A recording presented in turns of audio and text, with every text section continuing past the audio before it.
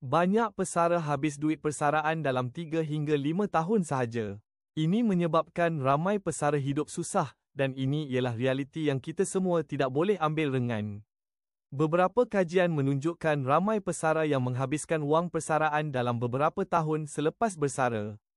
Ini tragedi yang menakutkan. Ikut kajian, kos hidup warga emas sekarang sekitar RM2,700 sebulan untuk hidup secara berpatutan. Dan ikut KWSP, seorang yang bersara pada umur 60, sepatutnya ada simpanan RM650,000 baru boleh hidup secara berpatutan seperti di atas. Bila bersara, pendapatan berhenti, tapi kos ubat, kos rawatan dan kos sara hidup terus naik.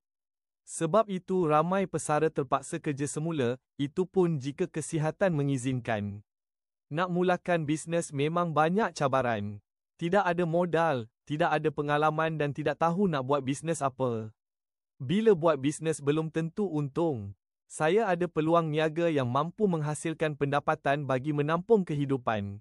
Saya seorang pesara dah buat bisnes ini lebih 3 tahun dan dapati ia sangat sesuai kepada pesara dan bakal pesara yang takut risiko perniagaan. Bisnes ini tidak pening kepala. Hanya rajin dan ikut sistem yang telah disediakan. Jika berminat, hubungi saya untuk temu janji.